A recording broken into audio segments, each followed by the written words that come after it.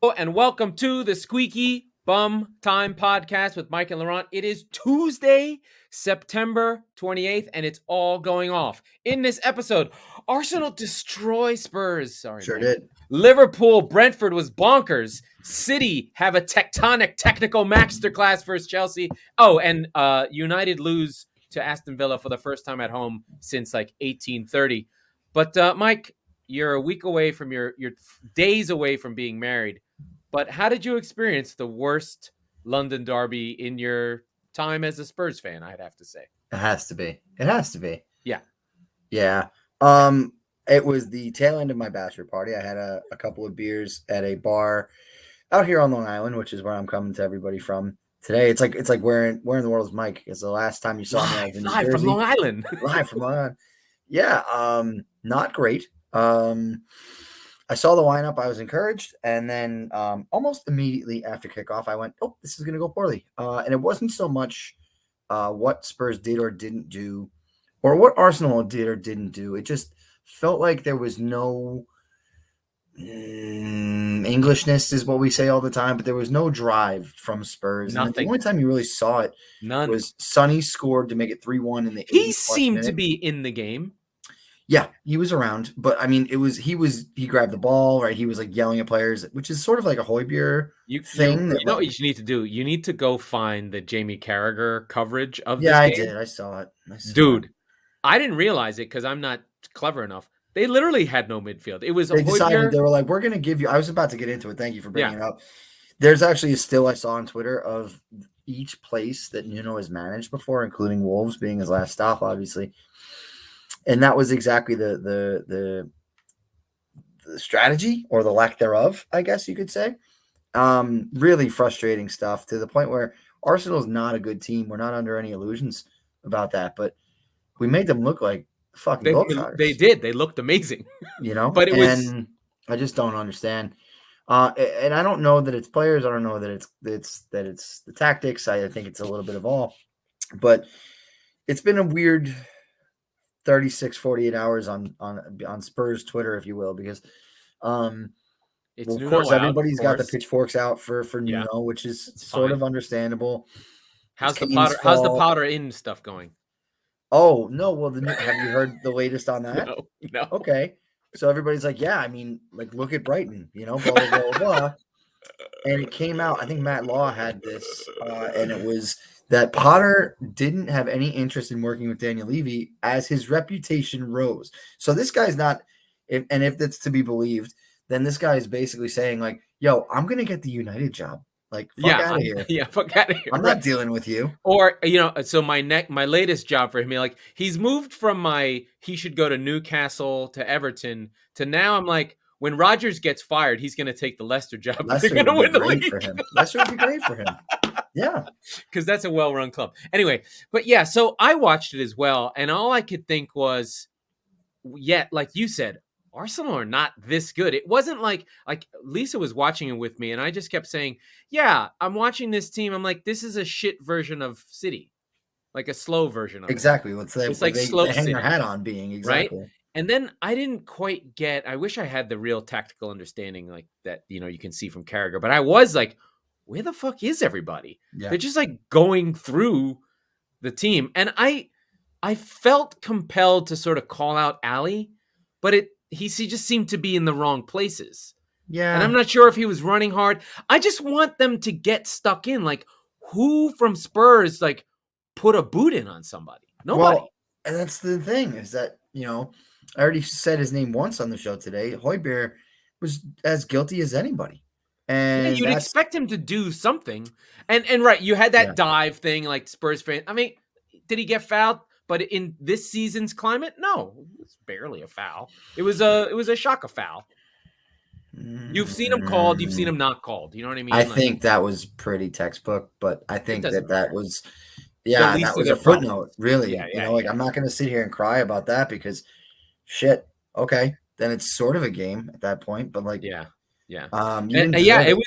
was comprehensive. It was an Arteta game that he needed. I remember we talked about it early on. I've flip-flopped 7 times on Arsenal, but we talked about after they lost, they needed 12 from 5.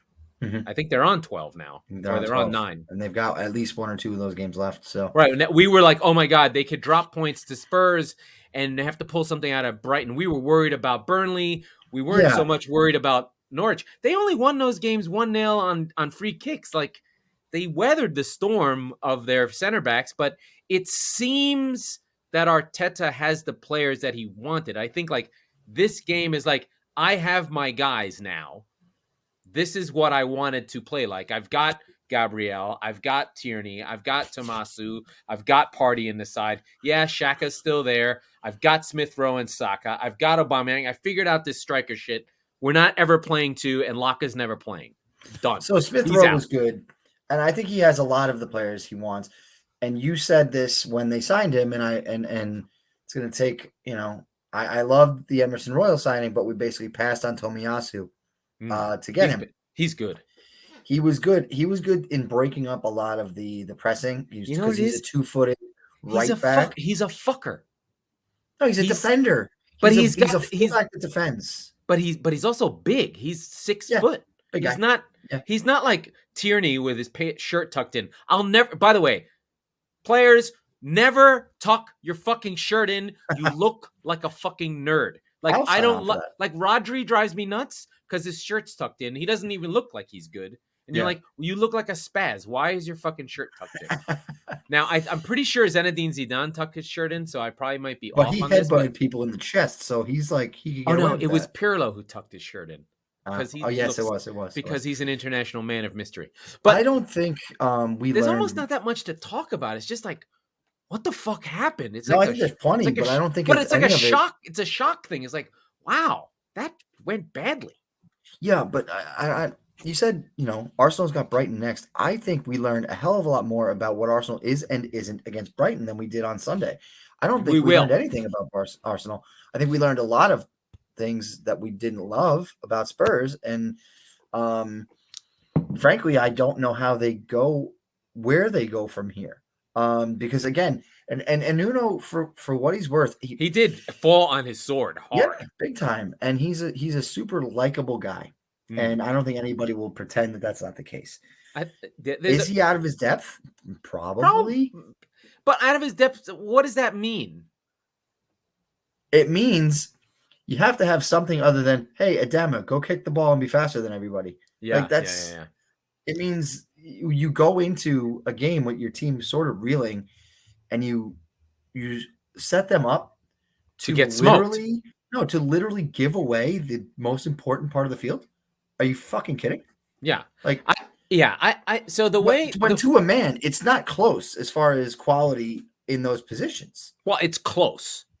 I don't think it is, but I mean, sure. Arsenal and Spurs are about as even talent-wise as they've been. I mean, I think those 2 11s, I thought there was a significant talent gap, and they got their shit kicked in. Yeah. Well, I mean, I think the thing is like I wanted to look at the stats and go more objective and look deeper. Before the game, Spurs were last in shots created. Yeah, they still are. Bad. No, they're not last anymore. They're 19th. Yeah, they're somewhere like 18th. Okay.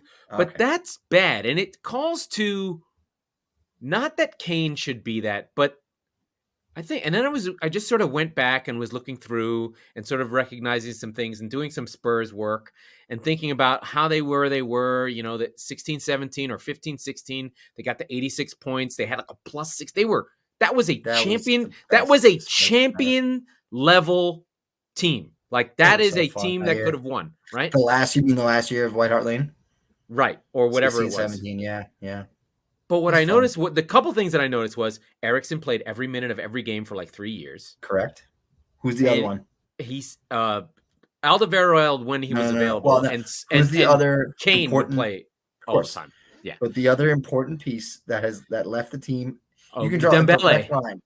Dembele. Yeah. You can draw a direct line to his leaving the team. And he was hurt and sort of old at the end, but they never replaced him. In fact, but it's Eriksen they never replaced. Both of them. Yeah. Because they replaced Dembele, ironically, with Ndombele and Lo Celso, who stink.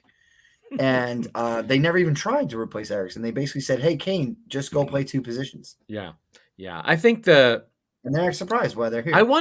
So I have another question. Are you starting to rue not selling Kane for instead of 160 going, you know what, let's do 125? Amidst, as I mentioned, a alcohol filled weekend, I did say watching, and this could be a good segue into this game, watching Ivan Toney run roughshod over Liverpool's D, I said I would sell Kane and buy Toney and St. Maximin. Oh, you want to talk about fun? That's anything fun. less than that. I still wouldn't sell Kane for. I wouldn't. Yeah. And those two would be fun. If I put in a fake whatever number you want, 150, 300, doesn't matter. Spurs will fuck up 80% of that money. Yeah. So if you told me the funds from this are going to that, and there's a direct correlation between the two, I will be very sad to see him go, but I will be happy to see those two walk through the door. Yeah. Anything less than that is a waste of. So I think it's a testament to Liverpool Brentford that we're not talking about City Chelsea right away, like from the top. I mean, Liverpool Brentford was bonkers. I hope it's not, but that could be a game of the year candidate. It was it was so fun. It was I hope so we get fun. Something like that or better at some point. But if it doesn't, I'm like, that was pretty awesome. The crowd at Brentford makes a difference, right? That sort of keeps things going. Within the first 5 minutes, or is it first 10 minutes, 2 balls cleared off the line? The first 2 chances for both teams, both sides. The balls were cleared off the line. Brentford goes up. This time it was I don't have the scores in front of me, but I'm pretty sure it was Mbueno first. Again, I was talking shit about him all day. Yeah, I was watching this with my brother, who's a Liverpool fan. Yeah, we had Ethan Pinnock. That's who. Right, the Jamaican who had been in the lower leagues, which is a great story. Jota comes right back on a header again. I just don't understand how he's always open. It drives me fucking crazy. And then shortly after halftime, you had Salah, and you're like, okay, it's 2-1 Liverpool. They're gonna Brentford's not going away, but they're gonna assume control here. Well, the funny thing is, Pinnock got injured on his goal because he came off after that. Right. But Janelt 2-2, bang, and then here you go again. And Curtis Jones, I had missed the Curtis Jones goal. I saw the replay. I was like, holy, it was pretty badass. So again, you go, this is the second time you're like, Liverpool, okay. I mean, it's 20 minutes to see this out. Brentford's not going away, but okay, fine. And they get the late kind of broken play tying goal, and it's just the whole way through. It was frantic. It was just so much fun. It was I think Liverpool got to experience what it's like when you go to Anfield, and you're just like, what when the you were fuck? Saying Brentford, I felt that like an Anfield life at the Brentford Community Stadium, which needs a better name. It's Griffith Park. Just call it the old name. All right, Griffith Park. We'll call it that. But no, I mean, it's they got rattled a little bit, and we saw a lot of what an absolutely outgunned Arsenal lineup of those kids walked into. And they walked into an even more hostile environment on a Friday night to start the season.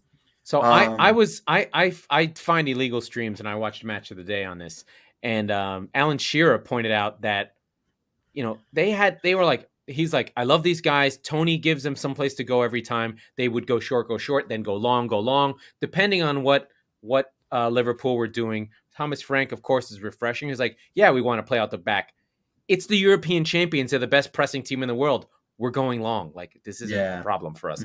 But on set pieces, they have a set piece coach as well. They were flooding the back post. There was always a 3-on-2 in the back post. And everything was a scramble. And even though, both their goals, they had 2 goals off of set plays. And they were sort of scrambly goals that you play the percentages. And if you can get an extra 10 goals a year or 5 goals a year is huge. If you're Brentford, that's the difference. It's massive. That's the difference between potentially the Premier League and the Championship in your first season in the Premier League since 1947. Yeah. Amazing game. So many players that you'd want on your team from Brentford. You're just like, can I have Ayer, who was everywhere? And he comes at a center back. He's in the back post. Like, where is he going? Yeah. And of course, I like to point out that Trent Alexander-Arnold fucked things up. And, Liverpool gave up 3 goals, even though in my head I was like, when was the last time a team with Van Dijk gave up 3 goals? And some guy was like, they lost 7-2 to Villa. I was like, I forgot about that. Yeah, right. But that was so fun, and I'm just happy that Brentford's there. They just have like, if there's an approval rating for a team, Brentford have it. I feel really good because it was one of those ones that I've been talking about for 3 years, basically, right? Yeah. Almost. No, you've been And driving the Brentford bus. right. I'm like Mope, Watkins, Tony. No, I just watching this game again, watching with my brother who's a Liverpool fan but knows his shit, right? And he's like, he can appreciate great talent. He's like, I kept telling him before the game, I'm like, dude, they're gonna show up. They're gonna show up. Like, you're gonna be annoyed at how much you like these guys by halftime. And through the whole second half, we were just like, good God, how do you root against these guys? You can't. You can't. But let's take a step back, because these are these things that I think one of the things that we like to do on the pod is highlight these moments, right? Highlight these things that don't happen in our sports. Highlight the way football creates feelings that are beyond understanding. You're like, what the fuck is going on? Why does this sport do this for not my team? Like, where you can get like, why teams do sort of get into like, we need to play the right way. Because if you're hoofing it, and there's so many nuance, like, yeah, they were hoofing it, but they were hoofing it the right way. Mm-hmm. Or the underdog thing really kicks off and you can sense the spirit building. Like, since there's no timeouts, there's all this stuff that maybe it happens in college sports. Maybe, I don't know. I don't watch enough college football, or like a basketball moment where the team in the NCAA tournament, you get that but Cinderella that's so story. Hyper, right? That's 2 to 3 weeks. Right. But there's like Cinderella stories that live through a season. I think we had it 2 years ago with Sheffield. We were like, yeah, fucking go. Overlapping fullbacks forever.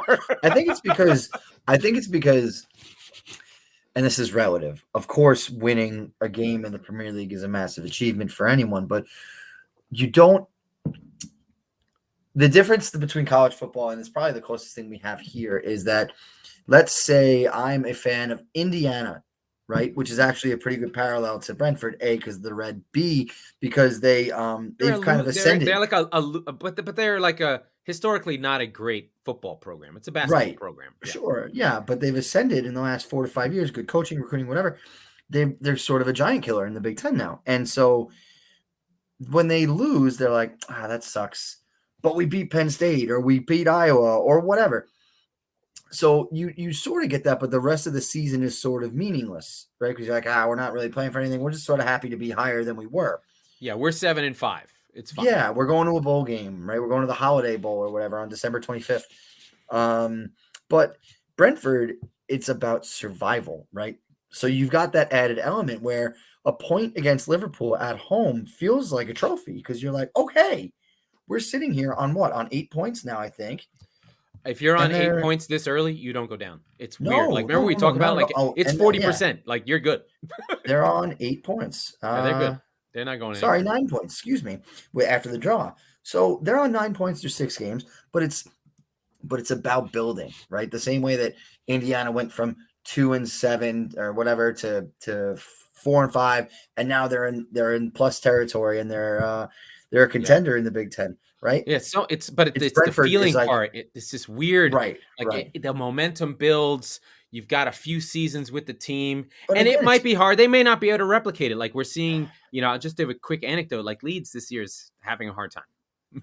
Well, the difference between Leeds and Brentford is that Leeds has one speed.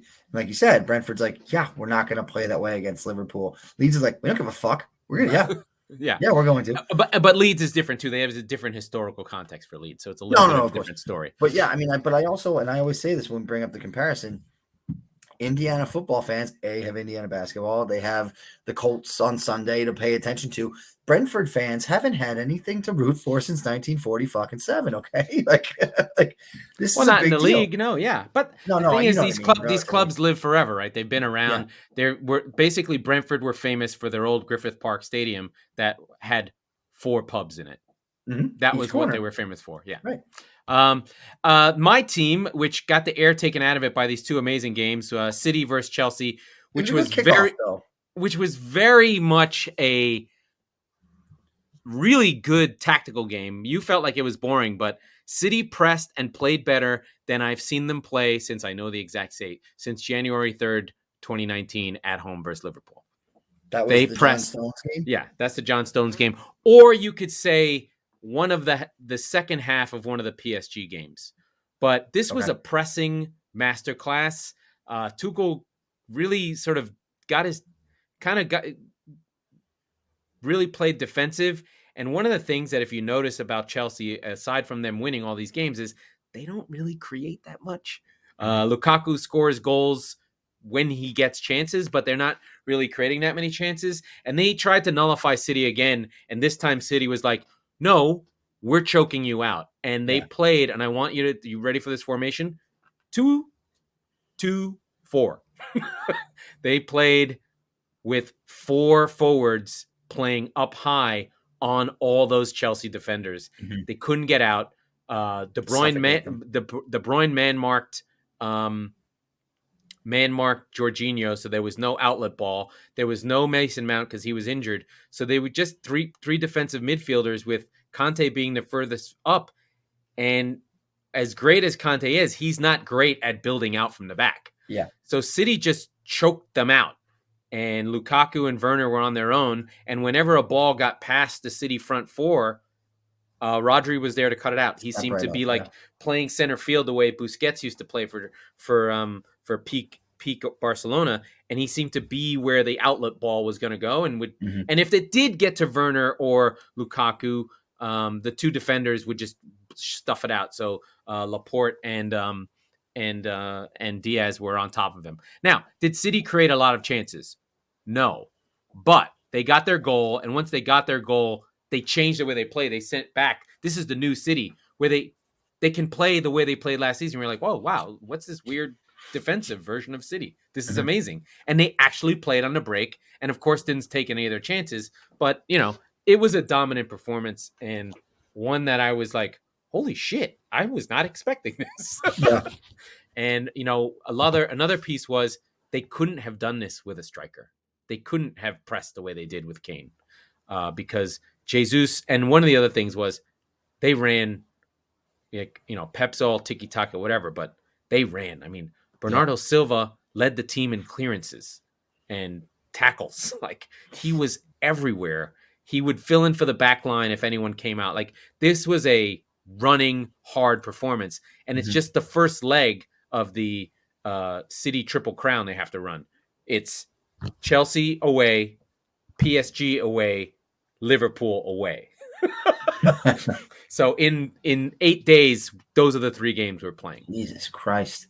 I'm willing to draw at PSG or Liverpool. If you are. That's the least important game right now. You're in the group stage. You're going to get through regardless. Yeah. But I am worried about Liverpool away.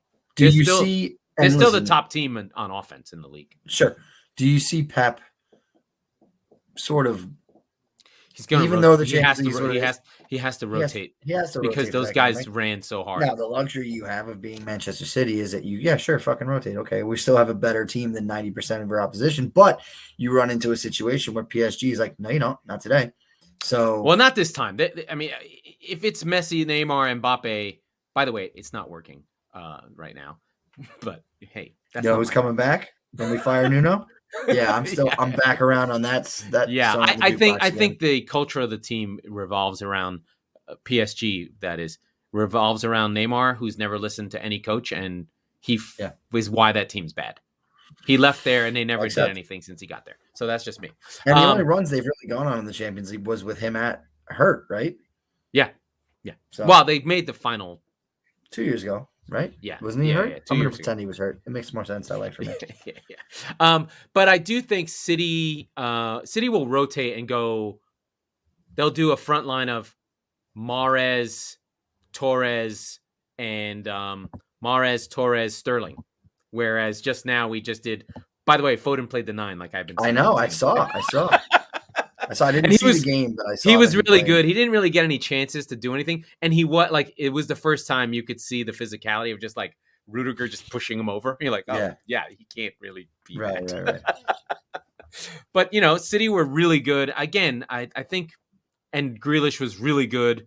I just think one of the problems that City has is there is the lack. It's very not robotic. It's like a it's like a beautiful sort of like, yeah, a beautiful German car. It's like, yeah, it's a Mercedes-Benz. Classic. Okay. But it's not like a Ferrari and makes loud noises. And Right. It's not. it's just like, it's just precision and cool and smooth and like a beautiful modern art piece or a building. It doesn't have any, City doesn't have feelings. Right. So, and you don't love any of the guys. I mean, Grealish brings something, but it's very Even hard. Grealish seems like he's been muted A little by bit, yeah. by the shirt. Yeah, it is weird with City. I think that's one of the issues that they're going to have. And what my hypothesis in my head is that the management of City is like, it's all about winning, right? And like, no, not always. You right? need a little bit of something. Well, what's the It's not drama. Name? No,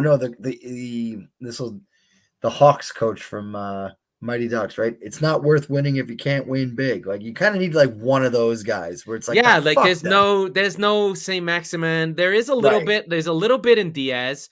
Diaz has a little bit of juice. Well, it's hard to have it from that position. Yeah. There's no Eric Cantona. There's no swag. There's no like guy who's gonna score a goal and just be like, there's no Zlatan, because Pep is the personality of the team. Right. He's the Zlatan. And he sucks all the air out of it. So it's kind of weird. And I think one day they'll need like a brand manager to be like, no, we're badass. Yeah. Whereas PSG are going that route where it is all about brand and the winning is too easy in a weird way, even though. So, I mean, we'll see. I think maybe City just needs to win the Champions League, but City will never get the juice that Liverpool gets from Anfield and the juice that United gets from Mike. Your speaker, your headphones went out. Well, what I was saying was, thank you. What I was saying was, it's not so much about having Twitter followers or having, whatever. No, like but said, it's as long as Pep is in the room, he's going to continue to be that manipulative force in the room, right? So I don't know that if you brought on Zlatan and you brought on, all he would clash. It would clash if Pep's there. It would clash. Horrible. Yeah, that's why any players with like their own individual personality kind of clash with Pep. Of course, but even like players like Grealish do, players like Sterling do, but they have to have it conform to the and he'll just bench you, and he's just like, no, you're done. It's similar to like the Yankees like beard thing where it's like, no. Oh, hey, Garrett Cole, you have $324 million in your account, but you're going to be clean shaven because we fucking said so. Yeah. And it is kind of late core 4 Yankees era, like post. It's sort of like one of the things that I feel like Darryl Strawberry and Dwight Gooden in a weird way gave that first Yankee championship. It gave them some of the dirt from the Mets that lifted that team a little bit in a weird way. They were scrappy too. They needed that. Well, that early era team, but yeah, it's missing juice. It's missing something that City has, and Chelsea just were found wanting. And it was a little bit of like we're still champions. It was a little bit of that kind of Tom Brady upstart team comes in, and Tom Brady when he's with the Patriots, he's like, just calm the fuck down. Bing, bang, boom, boom. We got this, okay? Just chill the fuck out.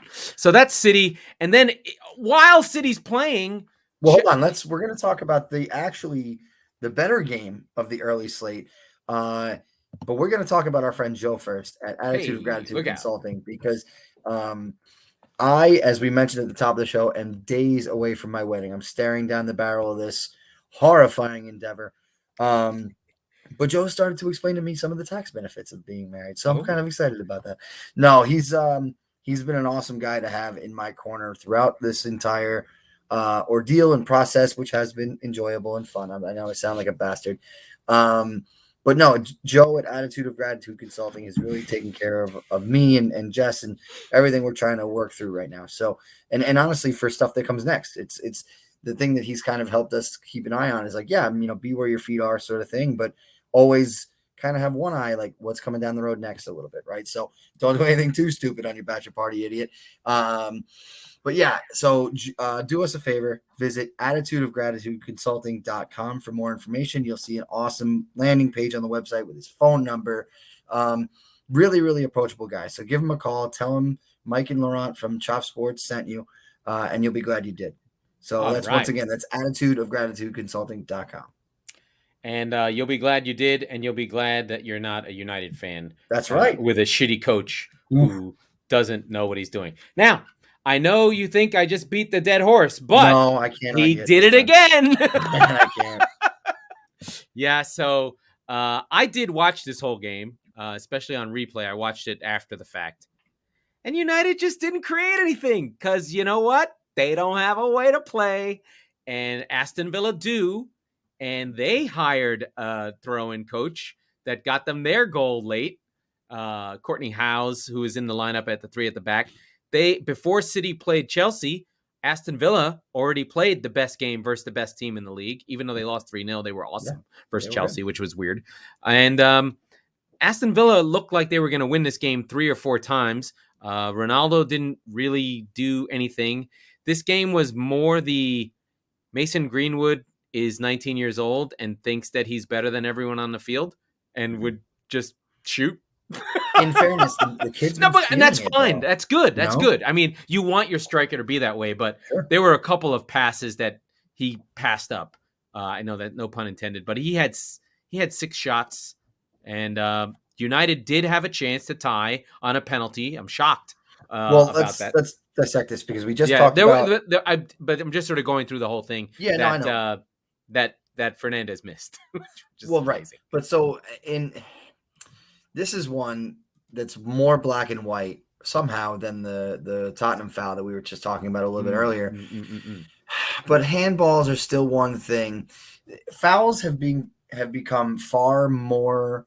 The refereeing around them, I'd say, has become a lot more loose, a little bit more liberal on their interest in calling penalties, even when it goes to VAR.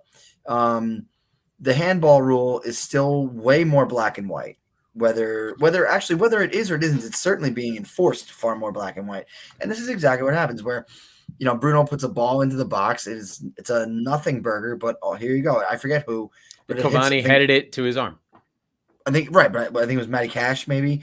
Cavani. Oh, whose hand it hit? Yeah. Oh, it hit Howes, the guy who scored the goal, got the penalty called against him. Okay. Courtney Howes. And so you're sitting there and you're like, fine. Of course. You sort of say, of course, United, blah, blah, blah, but fine. Now, so the way that I read the situation, because since his arrival, Cristiano Ronaldo has been taking penalties and he was on the field. But Bruno had been doing it before then too, and Ole said that both were capable, and he was happy to have both of them on the field taking penalties in a situation. Be the fucking coach and say who takes them. You fucking. So I think and I do also think that in an attempt to kind of keep his stars happy and the wealth moving around, he effectively said, "Bruno, if you draw it, it's yours." And I don't know that, but that's kind of how it felt to me. And so Bruno Fernandes stepped up. And after a good 30 seconds so there was a good 30 seconds of shithousing where all of the United players are around the box, and it's one of these things where, did someone scratch the penalty box with their cleats, the penalty spot? I don't know. But our friend and yours, Mr. Emi Martinez, who's basically now like a Latino villain, but he's got the Argentinian like we win at all costs thing. So here's the setup. Fernandez has the ball. He's putting it on the spot. There's a bunch of United players around them and Aston Villa players. They're sort of giving me a hard time. Martinez walks up to the penalty spot and is pointing through the crowd at Ronaldo. And you can clearly see him saying, "You take it. You take the penalty, Cristiano. I want to save it from you." So he's telling him, "I'm going to save a penalty from you." So all the time he's fucking with Fernandez. It all gets cleared out, and Fernandez. Let's explore that a little bit more, just because I love him and I love the way that he does this. What he's saying, he's not talking. He's looking at Ronaldo. He's talking to Ronaldo. He's not talking to Ronaldo. No, he's not. He's effectively saying, "This guy next to me is dog shit. He doesn't even count. I don't even care enough about him to want him to take the penalty. I want to beat you because I know I can beat him. He's fucking irrelevant." It's such great shithousing where you have this icon who clearly takes the air out of United. Like he's Cristiano. We talked about it, right? He's bigger than all the clubs in the Premier League combined, and he just kind of might be taking the air out of United in a weird way. And I respect Mason Greenwood he took 8 shots. You went on mute again. He took 8 shots, which is a fuck ton in a game. Yeah. Like, that's a lot. But the shot by Fernandes, he kicked it into like the third row, like way over the bar. Right? He riled them up. Yeah. And then Martinez did a dance, which was even better. Although, like, in the run of play, one thing that did happen that really hurt United, because they don't have a way to play. It's very much an individual moment thing. They lost Luke Shaw to an injury, and Shaw is their creative hub. Like, when they get out from the back, the ball goes to Shaw, he runs it up, and he crosses it into the box. So that whole part of their offense was gone. Maguire went out somewhere in the first half as well. So they lost all their buildup that they normally have. Like, they're not good enough or have a way to play enough that you can know what they're going to do. They're inconsistent because it only relies on, oh, look what Pogba did. Or, oh, look what Ronaldo did. Oh, look what Fernandes did. Now, it looks good, and they're really good. They have great players. But, we were talking about a minute ago how we don't know what Spurs are going to do. Arsenal are searching for their identity, and this was a game that gave them identity. We were talking about how City are interchangeable and kind of boring, a machine, because you literally know how they're going to play every time they play, right? Like, the pieces don't matter. For United, the pieces are all that matter because you don't know what they're going to do. And that's down to coaching. And the pathetic display by Ole after the game of, like, that should have been a penalty. I'm like, no, dude, you should never lose to Villa. You don't have the gravitas and the 15 trophies behind you like Ferguson. He tries to do the Ferguson shit. This is one of the things that Sir Alex Ferguson used to do. When he had everything in the bank, he would then attack the refs on games in the regular season when United would lose so that they would get the calls later. Mm-hmm.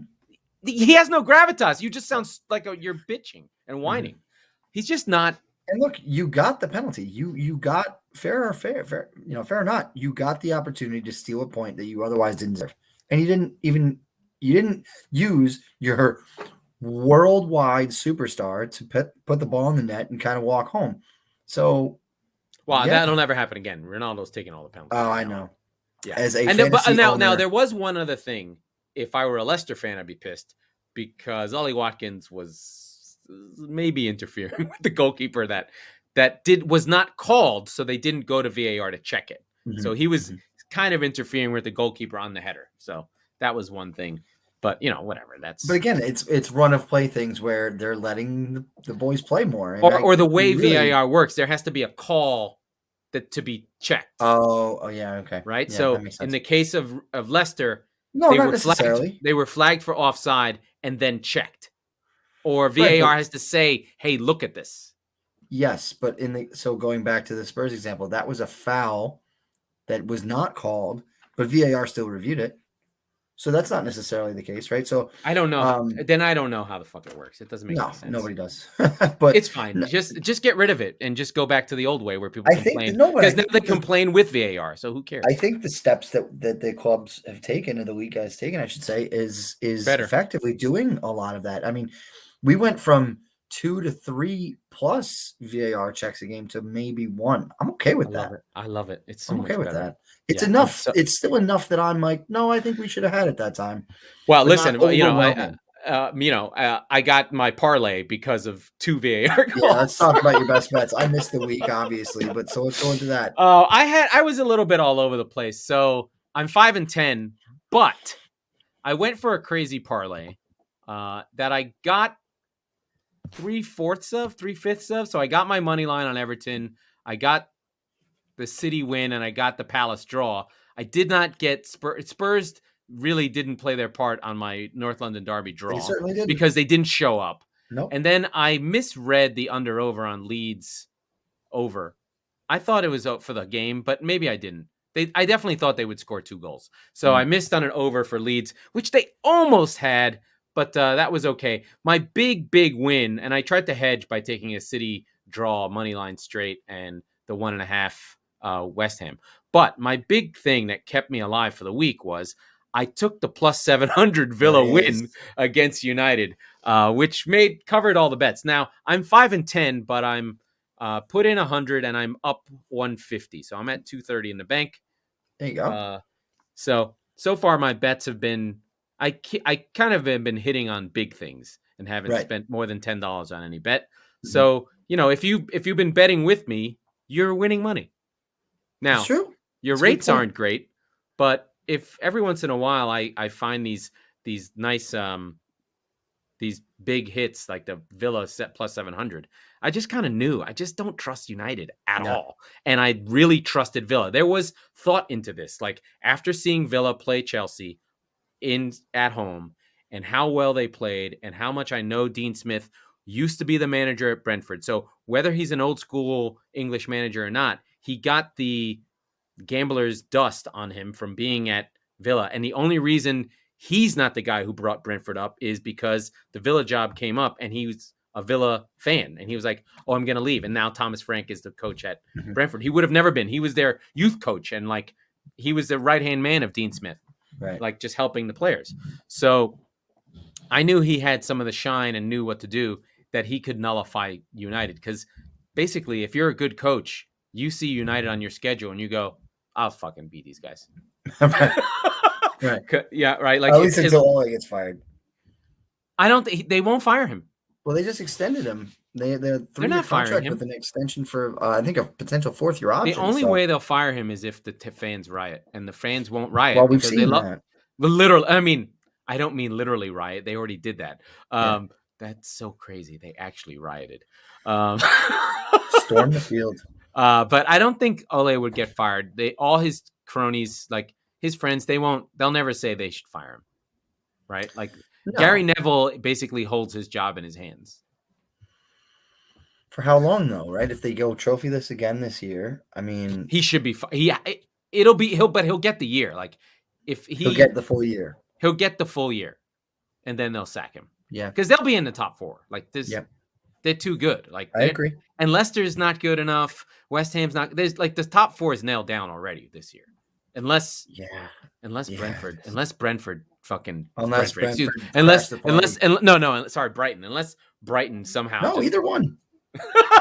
Brentford. You're saying Brentford for top 4. I think Thomas Frank would be a fucking better manager for United. I mean, it's just like, what are you doing? No, you stay off that because Thomas Frank for Spurs is rumbling in my head. Yeah.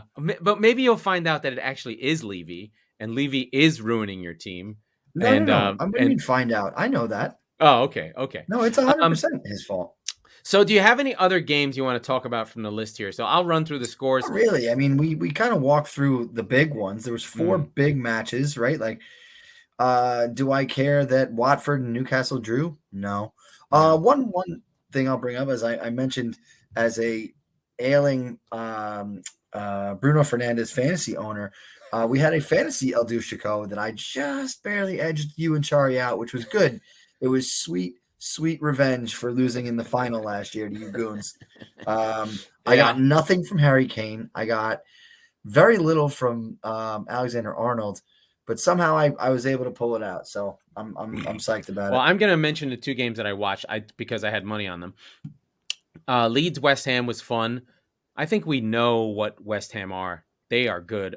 Antonio gassed, pulls that game out in the 90th minute. Yeah, but again, they're going to lose. Gassed. They're going to be in the conversation for Europa again, which, by the way, they'll be thrilled to do. But I think that they're going to still, wherever we think that they will finish in a Premier League schedule with this team, you're going to have to take 5 points off because of Europe. At least they're top, but that's a top 10 team. Oh yeah, absolutely. I think I had them right around the top 10 because I think I had Europe taxing them a little bit. And let's be clear, they had a lot of cosmic bullshit go their way late in games last year. So I'm taking a. And they got another one, right? Mikel Antonio is like out of this world right now. Yeah. And they beat Leeds in a Leeds way. Leeds are really not deep enough to have injuries, and they have injuries. Yeah. So they played an 18-year-old. They're still running up and down. They're still playing well. It just Rafinha with a nice goal, but they have no wins. We have 6. Is it 6 winless teams? I just have to check. I was going to say we're starting to get to scary time. Yeah, Leeds are in the relegation zone right now. There are 6 teams with no wins. Southampton, 5. Newcastle, 5. Southampton, Newcastle, Leeds, Burnley and Norwich. Ooh. Yeah. And the best of them, Southampton's probably the best one. Yeah. It's actually ranked appropriately. Yeah. Although we still trust we still trust that Leeds and Burnley will get out of this. But who's going to replace them is the problem, that's right? the question, right? There's too many good teams is the problem. Southampton right? have looked better than I expected. Crystal Palace significantly better than I expected. I told you Crystal Palace was going to be. Yeah, no, you nailed that. One game I do want to chat about quickly. I got to think Watford will pull down into the bottom. Yes, definitely. But Burnley-Leicester was a fun one. My brother and friends put a little bit on Leicester second half. I did not publicize this before the game, obviously, but Leicester down 2-1 at the break. We took Leicester second half. Jamie Vardy left it late before he was having a party. He got his second of the day in the 85th, but late on, and I forget who the defender was. It might have actually been Vestergaard, and I had been singing his praises for a while, ever since they signed him. I think it was not Vestergaard. Great Bob. Really, really tough outing for him. Yeah. The ball's so it's like the 93rd minute. The ball is to the left of the Leicester penalty area, and all you got to do is just hoof it down the field and get rid and set yourself back up. He just pops it up. And it goes about 15 yards of actual distance. It goes really high. It was Vestergaard. And I saw it go up, and I went, oh, that's not what you want at all. And 35 clearance. seconds later, bang, bang, one of these shit Burnley bounces, header off the post and in. And there was just silence in the room because we had just lost. We went from we got a great late smash and grab win to a horrible smash and grab bad beat. And then my friend and yours, VAR, got involved, and they ruled the goal off. So we had another celebration. That was one of the highlights of the weekend. Believe it or not, we had a fun time with that one. But yeah. I think Rodgers is taking too long to figure out that Iheanacho's his number 10 or his 9.5, as we like to call him. Right. He didn't play Maddison this time and went with Lookman up front. But I think once he figures out that he needs to play Iheanacho and Vardy, they'll start to play better.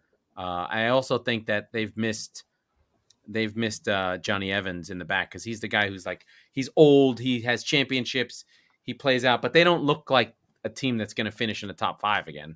Well, two things about their back. Like Castagna and Pereira have either been varying degrees of hurt or returning from injury. Right. They subbed for each other this game. Yeah. And so neither of them is quite right yet. It's sort of a makeshift back line for Leicester. I think that, we called out Daka early in the transfer window as a player that, was a classic Leicester find, and they're just not playing him. So it's really frustrating to see. And then Barnes had 6 shots, only 1 on target. He needs to get firing. Listen, they have good players. They're better. They're not going anywhere. But if we had dreams of anyone cracking the top 4 in England, it doesn't seem like it's going to happen. Now, everything's really close. They're all on 13 points and blah, blah, blah, blah, blah. Everton's still there and Brighton are still there on 13. I just love to see it. It makes me so but happy. Leicester's all the way down in 13th with 7 points. So, I mean, it'll shake out. I think it will shake out. But, I mean, look, if you're behind the horses by 6 points already, that's not going to get any easier. It could be one of these seasons where, like, the league is won on 90 and the top 4 are, like, stretch between, 85 and 80. I mean, 80 is a big number. Usually the team that finishes in 4th usually finishes 75. In the 70s, 70. Yeah. So we'll see.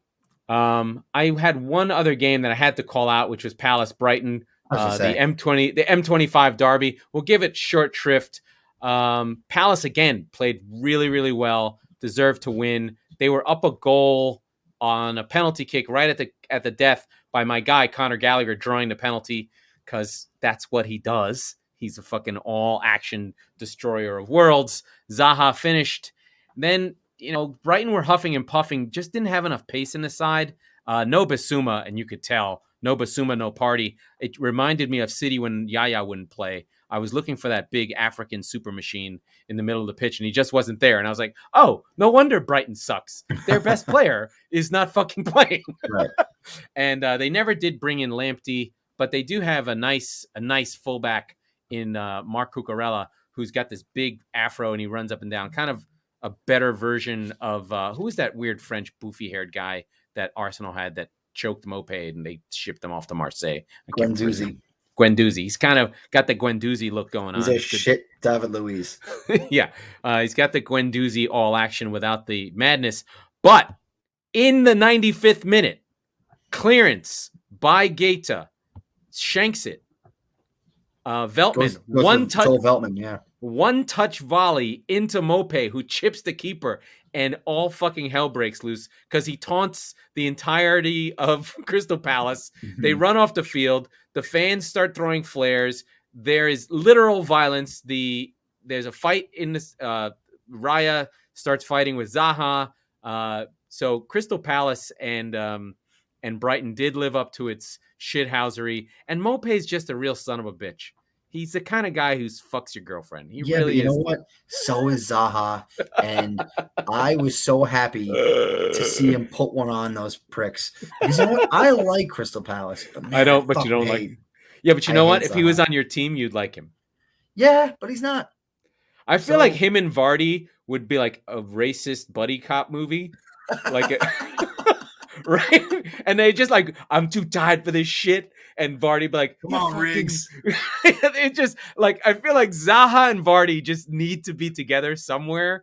Because it's just like grumpy shithousery. Like, no, you didn't pass to me, you fucking cracker bitch. Lethal Weapon 8 London Calling, starring Jamie Vardy and Wilfred Zaha. That's fantastic.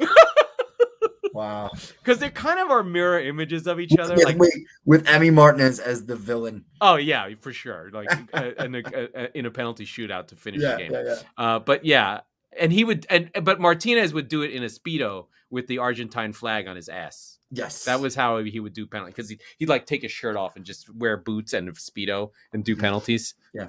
With scars. Listen, I'm pretty sure we could get this movie greenlit. Like, that's a script. It's a winner. But Zaha Vardy together is just like, there's just players that should be together because they would hate each other. Yeah. I think that's how we have to go. Let's go. All right. That was the Squeaky Bum Time Podcast with Mike Salerno and Laurent Cortines. We are the football wing of the Chop Sports Network and part of Fan Hub, too. I forgot about that. We record on Tuesdays and Fridays, so be sure to subscribe wherever you get your podcasts so you never miss an episode. If you're listening on Apple, please rate and review the show so that you can help us grow. We've been growing without any help, so just help anyway. Next time you see us, we will be in the same room, weirdly enough. Oh my God, yeah, I'm going to New York on Thursday. So the Thursday show will be, I don't know when I'm going to do it, though. We'll figure it out. No, Thursday. I can't do it on Thursday. I'm flying on Thursday. When are you flying?